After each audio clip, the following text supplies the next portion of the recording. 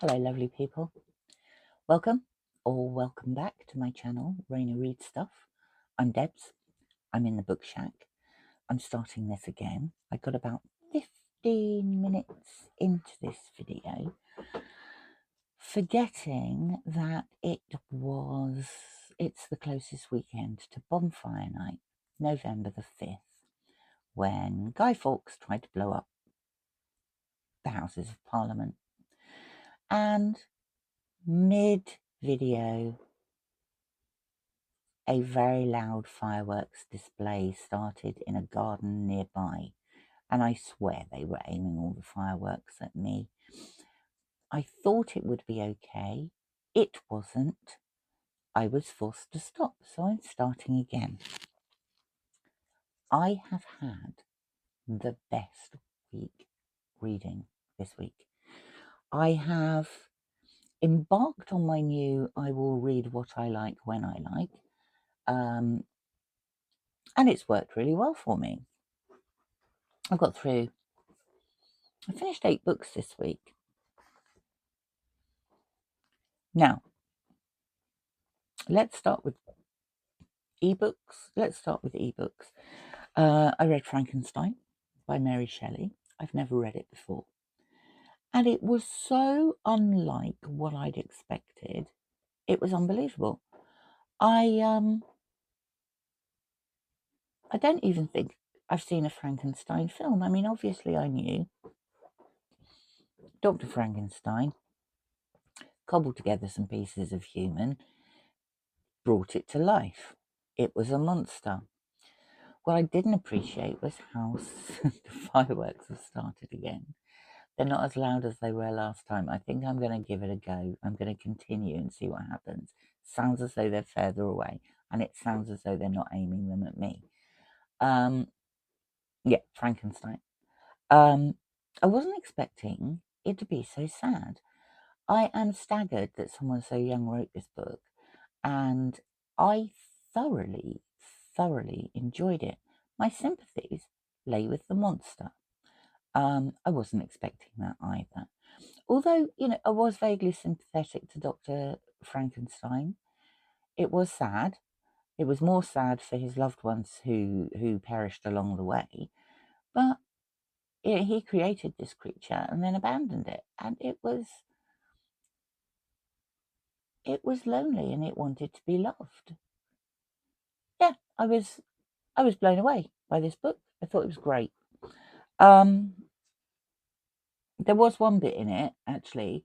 Dr. Frankenstein goes up to the Orkney Islands off the coast of Scotland, where he is going to, well, he thinks he's going to make a female companion for Frankenstein. Now, for Frankenstein's monster. When he'd made the first monster, he was living in a city, and it was obvious where he was going to get body parts from. In the Orkney Islands, population very minimal. I'm not sure where he was going to get the body parts from. I don't think there was going to be enough of them for him to create something. Anyway, that aside, I thought the book was great. Second on my e-reading list was this, The Absolutely True Diary of a Part-Time Indian. This was brilliant. Now, we read this because I am a member of the banned books group that MJ from Reading This Life set up on Fable, and we started with The Court of Thorns and Roses by Sarah J. Maas, then went on to read Margaret Atwood's Oryx and Crake. This was the choice for this month. It's a YA book that is filled with illustrations because the central character in this, Junior, is a cartoonist. He loves to draw. Because of that, it is an extremely quick read, but boy, does it pack a punch. I'm not going to tell you about the story because we are only on November the 3rd, and we're on the 3rd? Could be the 4th.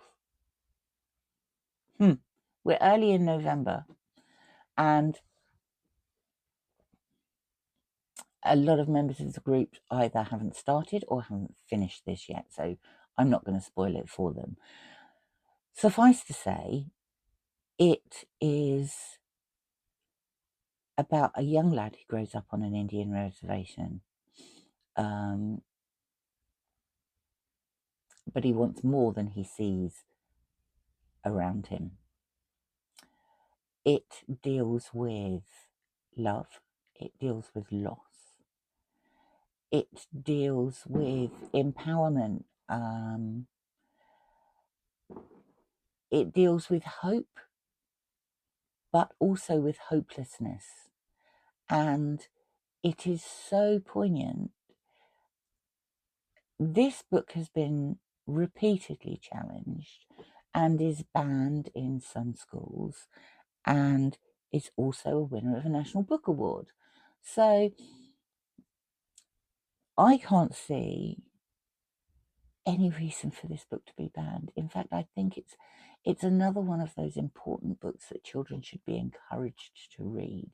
Maybe there would be less prejudice in the world if people were encouraged to read books like this. It was brilliant. The other brilliant thing I read this week on ebook was this one. I mentioned in a video a little while ago that my Reading Around the World project had taken a bit of a backseat to events that I was taking part in. And one of the big gaps was I don't think I'd ever read anything from South American author. So Pat at Book Chat with Pat introduced me to this lovely group of wonderful booktubers who are reading works by Claudia Pineiro. And we started with this, All Yours. Claudia Pineiro is an Argentine author, and she is Argentina's best-selling crime author. This book, it says, infidelity and obsession lead to murder. This book's incredible.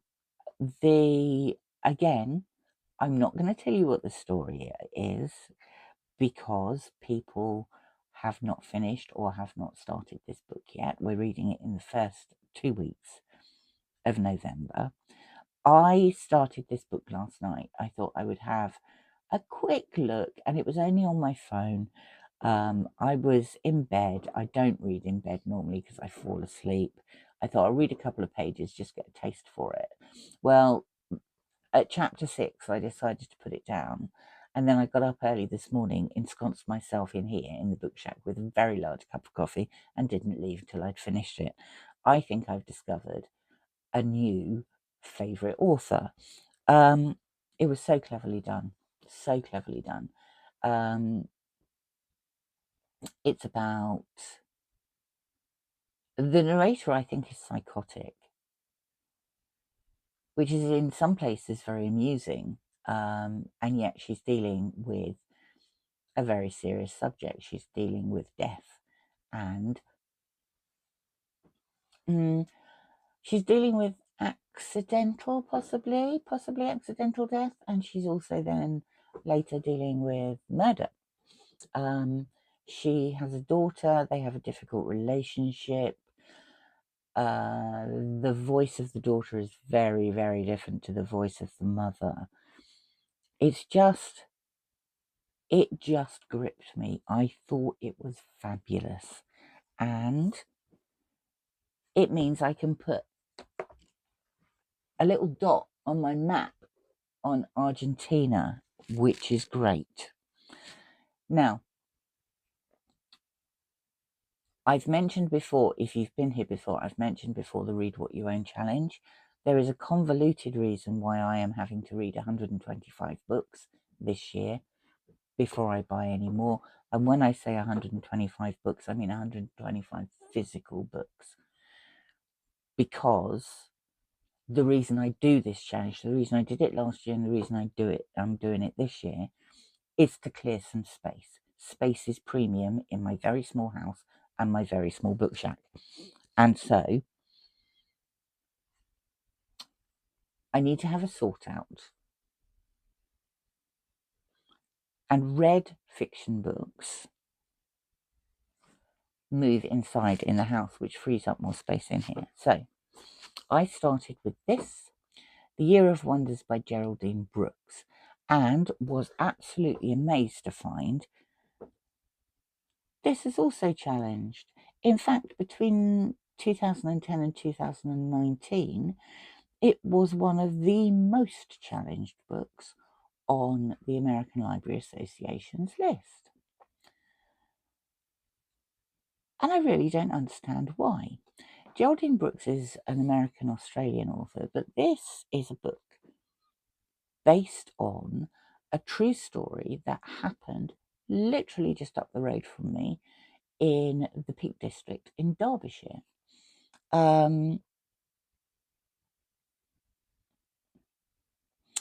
It happened in a little village called Eam, and that village is still there. It's a tiny little village, very picturesque, quite high up in the hills. And in 1666, someone died of the plague there. It's believed the plague was brought to the village in some material that had been ordered by a tailor that had come up from London and was infested with fleas, and people started dying. But the plague at that time was pretty much confined to London and other big seaports. It wasn't in Derbyshire. So when the villagers realised that it was the plague that had hit their village, under the direction of their vicar, the fireworks have started again. I'm going to continue. Under the direction of their vicar, they took a really brave decision. They decided they weren't going to leave, but they weren't going to allow other people in either. They sealed off their village, and the lord of the manor at a big country estate called Chatsworth pledged that he would deliver provisions to the village if they did that, if they sealed the village off and didn't leave the village. So for many, many months, while the plague ravaged their village and killed about 2/3 of the villagers, including the vicar's wife, this community sealed itself off and suffered so that they prevented the spread of the plague to elsewhere in the county and beyond. Like I say, provisions were made and delivered to the village in a spot outside the village. It got to the stage where the graveyard was too full. People had to bury their loved ones at home. The gravedigger died. And this village survived. Yeah, I mean, you can visit it today. I have visited it. And I say it's a beautiful, beautiful place. But to think that so much terror took place there and so many people were wiped out, and they took such a brave decision.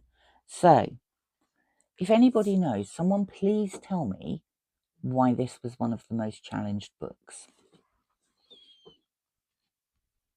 because I don't understand. So it was number 1 off my Read What You Own challenge, which I've started early and it doesn't actually start until Tuesday.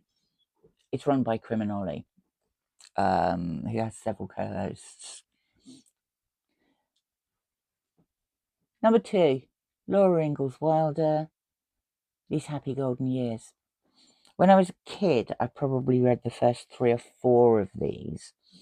And I think a bit later, maybe in my early 20s, I read I certainly read up to The Long Winter. Hadn't ever read the last two, so I've reread them all over the last maybe 15 months. This was the final one. Everybody knows the story. It's good, wholesome, fun. These actually have also been challenged, but the challenge was not upheld. And it was about the depiction of Native Americans. But like I say, the challenge was not upheld. So this is the final one. This is Laura's Happy Ever After. I used to enjoy the TV program when I was a kid as well. Now this one does several things. Have I already mentioned? I don't know. Yes, I have already mentioned my Read Around the World. I've divided. There's several categories in my Read Around the World challenge, and one of them is children's literature. So this fits for the USA.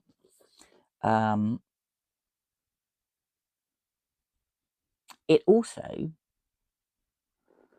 I've embarked on a classics 60 before 60 challenge. I am going to be 60 next October. So I have 11 and a half months to read 60 classics. But classics, you know, it's a bit of a wide term. As far as I'm concerned, these are children's classics. This is the first one of my 60 before 60. Frankenstein was the second one of my 60 before 60. Doesn't, however, count for the Read What You Own because it isn't a physical book. This one I just read for the hell of it, and also because I own it. I read it. It's a physical book. So this is number 3. And this is Deeds of Darkness by Edward Marston. It's part of the Homefront detective series. I've read several of these. It's about an Inspector Marmion and a Sergeant Keedy who are working as police officers in London. The books always involve a murder. But what I like about them is they tie in what is happening during the First World War with what is happening at home. So in this one, we start with our first victim. There is more than one victim. Our first victim is a woman whose husband is in France fighting for king and country. She has arranged to meet another man at a cinema. We don't know why. She is killed in the cinema by this man during a Charlie Chaplin film when everybody is laughing riotously and nobody is paying attention to the fact that she's being strangled. This one, they always involve a good crime story. I like the plotting. But what they also involve are elements of what's happening because of the First World War. So Inspector Marmion has a wife and 2 children. His daughter, Alice, is one of the first female police officers, and she is engaged to Sergeant Keedy. Marmion doesn't quite know how he feels about that yet. His son Joe is, he's joined up, he volunteered with a load of his football friends. And that was part of the subject of another book. But this is at the time of the Battle of the Somme. And so you have some elements of that thrown in as well. You also have thrown in there what genuinely happened in Britain at the time was a campaign against the cinemas. And you've got this vicar who wanders about outside the cinemas trying to dissuade people from going in.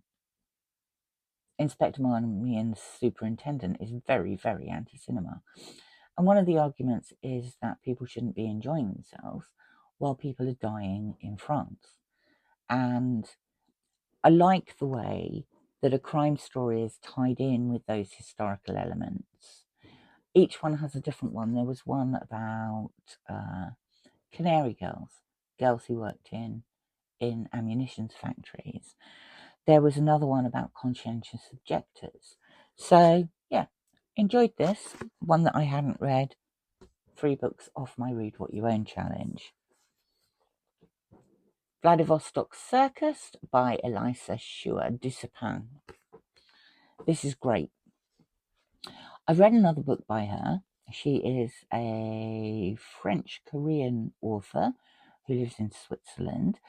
This was translated from the French by Anissa Abbas Higgins. The book I read was called The Pachinko Parlor, but one that I haven't read that I think she's more famous for is Winter in Sokcho. And that won the 2021 National Book Award for Translated Literature. This book is set in Vladivostok, mainly. Vladivostok, if you don't know, is a very eastern, southerly port in Russia that overlooks the Sea of Japan. It's closer to the borders of Korea and China and Japan than it is anywhere near Moscow. In this book, we have a young woman, an English young woman who's just graduated from university, where she's been doing a degree in costume. And she is employed by a Russian bar act who are based at the Vladivostok Circus. The circus is one of these permanent circuses in a building, but it's closed for the winter. And the bar act, comprising 2 very strong men and a female acrobat, are staying at the circus over the winter, where they're going to train to take part in a world championship event that's going to take place in eastern Siberia. And their manager is also there. They intend to spend the winter training and having their costumes created.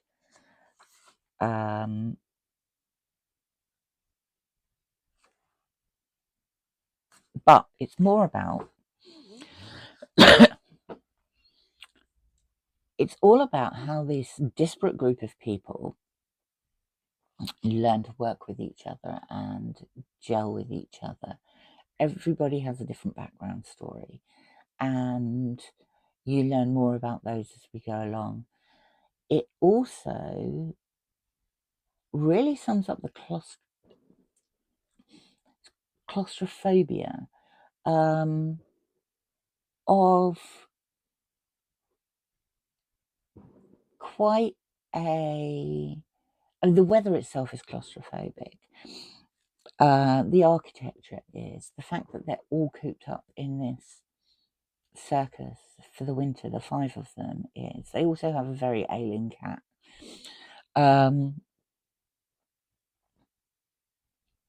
It explores relationships of a very weird group of people.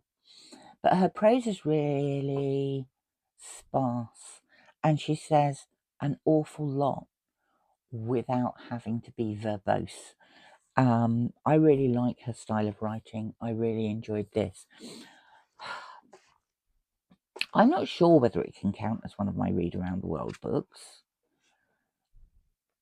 I think it does a brilliant job of describing Vladivostok, but as I've never been to Vladivostok, she could be making it all up.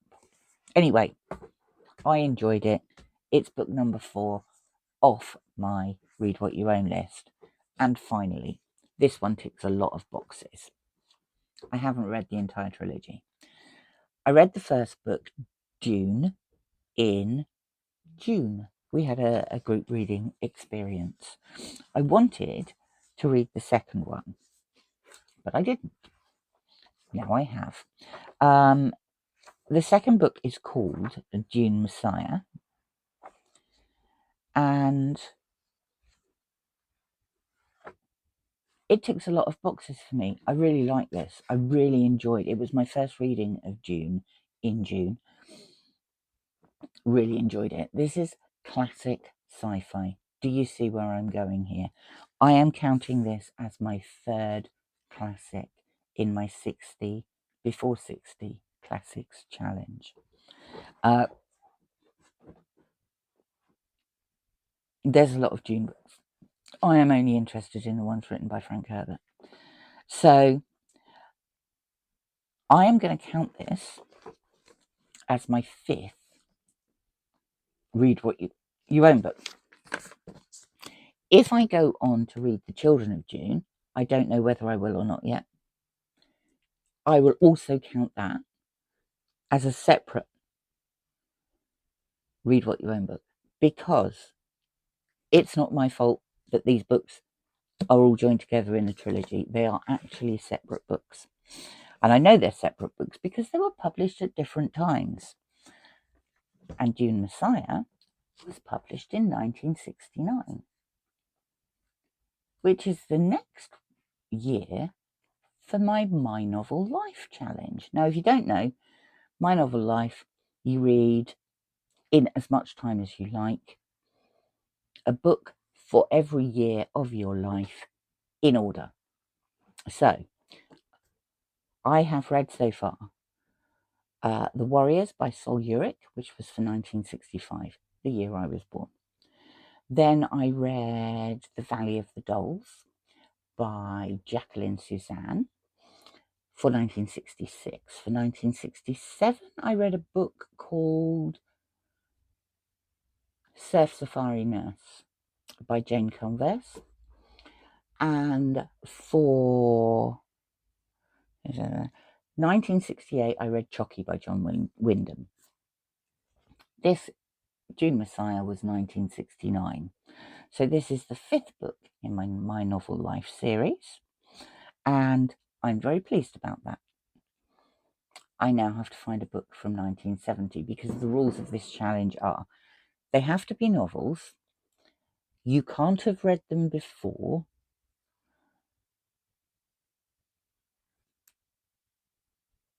You can't repeat an author. And you have to go in order. But it can take you as long as you like. So I'm going to find a book from 1970 next. Not instantly, but next. So I'm pleased with that. 5 books off my Read What You Own list. So I've only got 120 to go. And the challenge hasn't even started yet. 1 book off my Novel Life list. A couple of banned books. My first book from South America for my Round the World challenge. And 3 books for my 60 Classics Before 60. How can I not be delighted with that? I hope you've had a good week. Next week, I'm not quite sure what I'm doing. I'm midway through this, which is brilliant. East West Street by Philippe Sands. And Philippe Sands is an international lawyer. But this book is really good. It's about him discovering about his family in the Ukraine. I've also started this, Tales from Nowhere, and these are travel writings from unexpected places. That's quite fun. Oh, I tell you what I found in this. I obviously bought it secondhand. In the back of it, I found a review of it from The Guardian from April 2020. I'll have a read of that at some point. I haven't looked at it yet. Reading Chekhov this month. I might start The Seagull this evening. That's the one we're reading this week. And I quite fancy this. I've got a couple of Joseph Cannon. Canaan books. Leaving Berlin. I might try that for Dr. November. And then there's this one I've been itching to read for ages. And this would be a read around the world book. Wow, this is a long video. I'm really sorry. The last thing I have to show you. My husband bought me a gift. Look at this. Little bookshelves. And if you open it, there are individual little books in here. Like, what's this one? Can you see that? It's 1984. And you can stack them on the bookshelves. And then, when you're bored with them being stacked in that way, you can tip them all out and you can stack them again. He reckons it's a stress relief toy. How cool is that? At the moment, I've left it like that because that's what the book shack looks like. It's messy and it needs a good sort out. Anyway, that's quite enough from me. I've gone on for far too long. Thank you for stopping by. I hope you've had a lovely reading week. Mine has actually been fabulous. And please like and subscribe. Leave me a comment. Let me know what you're up to. And I will speak to you again soon. Thank you for stopping by. Bye for now.